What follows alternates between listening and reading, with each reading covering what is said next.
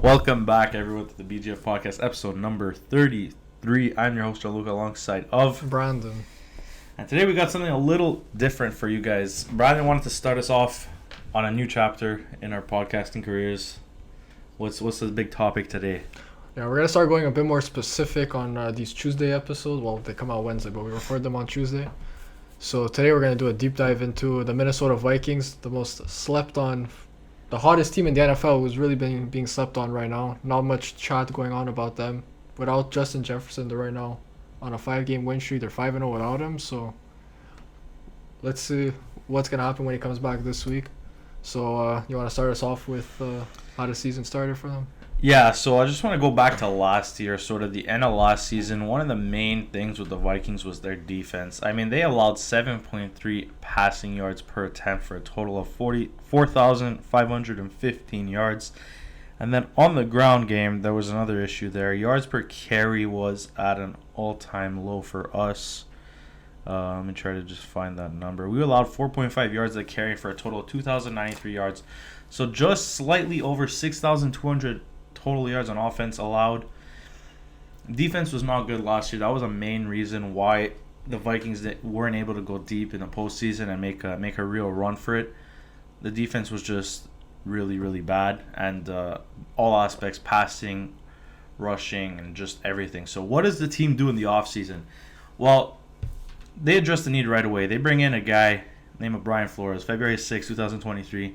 They announce him as defensive coordinator, and as a Vikings fan, I was ecstatic. I know a lot of people weren't talking about this move, but this was a really, really underrated move for this team and just the needs and filling in the hole. So, draft comes along, and what do the Vikings do? They only had a first and I think a third. So, first round they go Addison, that addresses their wide receiver, and then third round they go Blackman. So, you're getting a third round DB. You're not even addressing your defense in the first round. Free agency comes and goes. They don't really do much. They bring in Marcus Davenport, who honestly, until last week, I forgot he was on the team. Is he back now? Until I saw he was eligible to return, but whatever. They bring him in, and big free agent signing Byron Murphy Jr., and that's it. They don't really address anything else.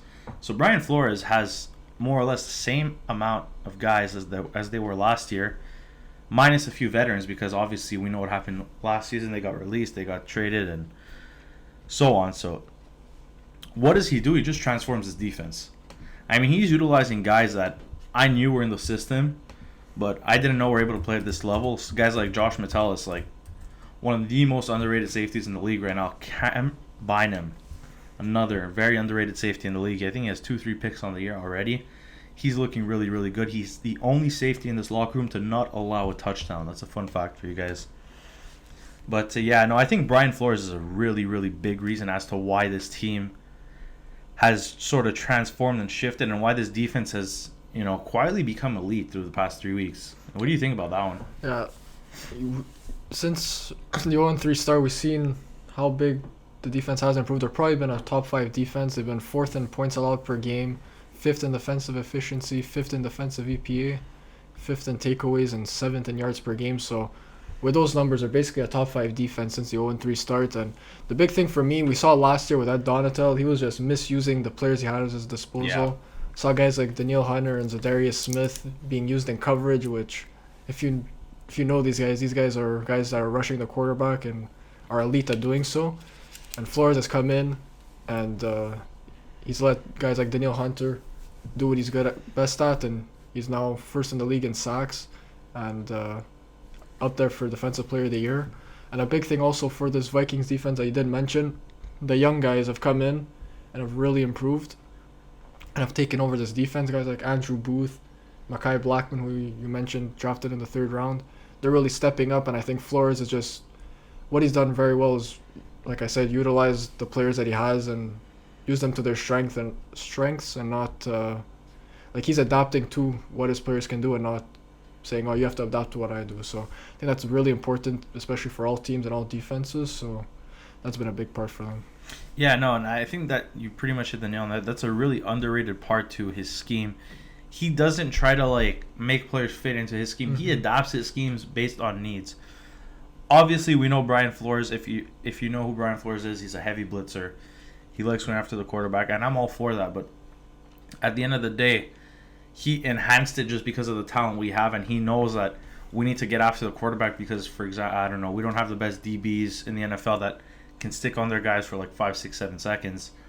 So he goes after the quarterback. He adjusts his scheme based on our needs, and I absolutely love that. Shout out to undrafted free agent Ivan Pace Jr. Flores wanted him. They brought him in, and we see what he can do in the linebacking core. Absolute stud. I love that kid. And Daniil Hunter, put some respect on his name. Not being talked about by anyone. Defensive Player of the Year candidate. He's tied for number 1 in sack, tied for number 1 in TFLs, and put some respect on his name. But yeah, no.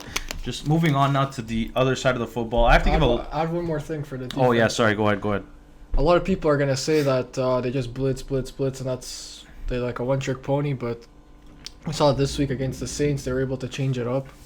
They only their lowest blitz rate of the season was I think it was like 30-something. Yeah, 21%. 21% of the plays. More. That's crazy. So he saw that the Saints were running quick concepts like slants and stuff and screens. He was able to adjust it. And when you have guys like Daniil Hunter and DJ Wanham attacking the quarterback, you're able to play a bit more cautious. So he isn't just a one-trick pony, and he's able to adjust, which is good. And just for you guys, it's going to be tough to make sure that he stays next season, because I feel like he will have some head coaching interest next year. The only thing that I have to say about that and what's good is that there's no salary cap for coaches, so he can get whatever he wants. And second thing is, I know he still has that legal thing going on, so I don't know if teams are going to go to him because of that, which might save us. It's unfortunate for him. Obviously, he deserves a head coaching job. But, I mean, if he stays another year, man, so I'm not complaining. He's a huge part to this team, so... I'm not complaining. He stays another year. I'm taking him. Whatever he wants, man. Sign him. You want more than KOC? No problem. Like I said, unlimited salary cap. But yeah, no, speaking about KOC, one thing I have to really, just big respects to him for this is the culture he has in Minnesota, and this team is really, it's there. And he's talking a lot, him and Kwesi Adofo-Mensah, the GM, are talking a lot about this culture and building this culture in Minnesota, and you see it if you watch the games. The team wants to play. You lose your number 1 wide receiver, next man up, Jordan Addison comes in and just does his thing. You lose your number 1 left tackle, doesn't matter. Quisenberry fills that role, and very, very good week on the offensive line. You lose your number 1 quarterback, doesn't matter. Jaren Hall comes in, finishes the game, and then Joshua Dobbs comes in and just...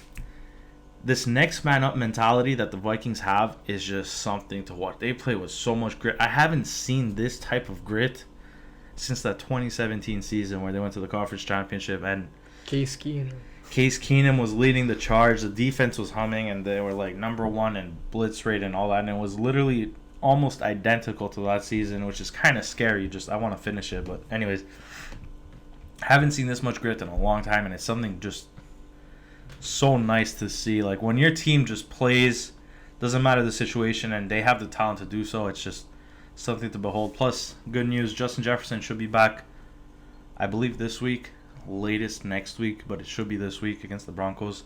I know he's excited to play. He's come out publicly many times saying he wants to play, and imagine this Vikings team with a healthy Justin Jefferson and Jordan Addison cooking, and TJ Hawkinson lately been probably the best tight end in the NFL. Between him and Evan Ingram, it's probably been those two in the tight end department. But yeah, like you said, the next man up mentality has been huge. I feel like that's really been said from the front office and the coaching. You hear it in their interviews. They always mention the culture. They want to say culture. And you could see it with the way the team... It's not the biggest names, like especially on defense. No. It's really not the biggest names, but it doesn't really matter. People come in, they step up. And like you said, with the Jefferson injury, it's been really big for guys like Hawkinson and Addison. They've taken the opportunity here. And Hawkinson, we saw him be paid the highest tight end in the NFL at the beginning of the season, and I think he's really repaid that. Early on in the season, he was having a lot of drop problems, and it wasn't looking very good. As a Vikings fan yourself, I know you were saying early on that you were disappointed with his play, but since Jefferson's gone out, I feel like he's really stepped up and played up to that contract. And another big thing with this team was in the first 5 weeks, the turnovers. They turned the ball over 12 times in the first 5 games, which we know in the NFL, if you're going to turn the ball over 12 times in 5 games, multiple times per game, you're just not going to win in this league, especially against the level of opposition they were up against, like the Eagles and the Chiefs. So, yeah. And in the last 5, only 5 times, and 2 of them was early on in that Falcons game there with Dobbs when he came in, and he was obviously not used to. He hadn't even taken a snap with these guys, so Yeah, that was crazy. that was just stuff that was gonna happen. And another guy that I know you're super high on, Dalton Reisner, who they signed in week 4, around that time. Week 3, week 4. Hadn't played till week 6. Yeah, we knew the fans were dying to get him in. He comes in, and you could tell he adds a huge thing to this already very good offensive line with Darrisaw and Brian O'Neill. And you could see the quarterbacks, Cousins, Hall, and Dobbs have had a lot more time in the pocket with since Reisner's come in, and you can see they're a lot more comfortable. Like in the 2 games that Cousins played with Reisner, he threw for almost 400 against us, 374 I think, and 274 against the Packers in a game where he didn't even finish the game. So that's been a huge part to the success as well in the 5-game win streak. Just want to say one thing about this offensive line. I was really hard on rookie right guard Ed Ingram, 2nd-year man. He stepped up big time. I don't know if it was just the Dalton Reisner edition, whatever it was, but the leap he's taken from year 1 to year 2. We saw early season his issues, and he was struggling with it a little bit, but I don't know. Ever since Jefferson's went down with injury, he's arguably been rock solid. I think last 3 weeks he has a lot of pressure. I can't believe I'm hearing you say this. Insane. No, it really is, because I thought Dalton Reisner was coming in to replace Ed, and that's what I thought the move was. Ezra.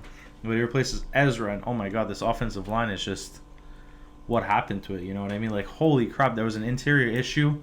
You add one guy. It's not like us Vikings fans have been saying this since the beginning of the season. Finally did it, and Dalton Reisner's 5-0 as a Viking when he starts. And now we saw last game, Madison goes out, Akers goes out the game before that. So you guys are really light at running back. You guys have brought in Myles Gaskin back to the practice squad. Yeah, but he's probably gonna get called up. The only thing I have to say about that run game is, one thing I'm happy with this team is we have depth at running back. We have Ty Chandler, who's I think 3rd-year man right now, just waiting for an opportunity, and I think this is his time. And trust me, when Ty Chandler starts running, Madison's never coming back in this backfield. Like, you're gonna see so much more explosive plays out of this young back. I mean, you saw last week already when he just hits the hole hard, and he's a hard runner. He runs fast. He had this one touchdown that was a 40-yarder taken away from him because of a holding. But even that play, man, I think even without the holding, no one was catching him. This man is just so quick. Then you get a guy like Kene Nwangu, your kickoff returner, your punt returner. Him, to be honest. We all forget about Kene, but he's a very efficient back, and if given the opportunity, he's another explosive player, and I really like him in that backfield. So I'm not too worried about that. Also, wide receiver, we have some depth in. We saw what happened when Jefferson went down. Jordan Addison stepped up. Brandon Powell stepped up. Tristan Jackson, Jalen Naylor. We have depth, which is one thing I'm really happy the team addressed. And I'm excited for this week against Denver. I really am. Now looking forward, that's all I was gonna say. We talked about what's led to this win streak and how good they've been in this period, but now looking towards the rest of the season. Yeah. At least going into the bye, they have how many games? We have 2 more games going into the bye. You think they're playing Denver, they're playing Chicago, 2 very winnable games in my opinion. Do you think they can be on a 7-game win streak going into the bye? I think we're going on an 8-game win streak heading into Cincinnati, which is week 15. I believe we're winning the rest of these games going into the bye. This team is hot. This defense is really, really good right now. And one thing I have to say about this team, early on in the season, we saw them go down 0-3. But all those games they lost by 1 score, and they lost by stupidity. I was saying this early, like, turnovers were so bad, they cost us those games. I sincerely believe we fixed that, and the Vikings are a contender. But either way, we're not going to get into that. Week 11, you go down Mile High. You get Jefferson back. Denver doesn't know what's coming. Week 12, you get the Bears. Do I need to say much more than that? Probably, especially at home, you're probably winning that game. Especially at home. Anyways, going into the bye week 13, I really like that late bye. It's going to be great for the guys that have like lingering injuries, especially Hawkinson, Hopefully he can rest up this week and get ready for the game against Denver. If not, I would consider sitting him because you got a guy, Johnny Munt, who I think is a great tight end if given the opportunity. Just hasn't really had that opportunity. Plus you got Josh Oliver, who can sometimes catch the football. Depends. He's more of a pass blocking guy. But anyways, can't wait for the rest of the season. We have a very favorable stretch coming up, and Pulls by, it does get a bit harder though. Pulls by Cincinnati and 2 Detroit games. Those are gonna be interesting. That's gonna be a real test for the season, especially they should be fully healthy by then. Yeah, you'd expect. Well, obviously not Kirk Cousins, but yeah, Josh Dobbs has filled in very well. And your next 2 weeks are also primetime games, so that's another thing. That, why not? That's interesting, and I feel like your team has been on primetime a decent amount though. This is the fourth. This is the 4th game. This is gonna be number 4 and Chicago number. No, with number these 2. 3. This is gonna be number 3 and Chicago number 4. Yeah, because you had the Niners and the Eagles on primetime. So. Yeah. Yeah. Anyway, that's gonna wrap up this video talking about the 5-game win streak that's not being talked about. The hottest team in the NFL, and I don't really hear a peep about them. So we're gonna talk about them. If you want content like this on Tuesdays, let us know. This is gonna be our Wednesday and Tuesday episodes. So hope you guys enjoyed, and we'll see you guys next time. See ya.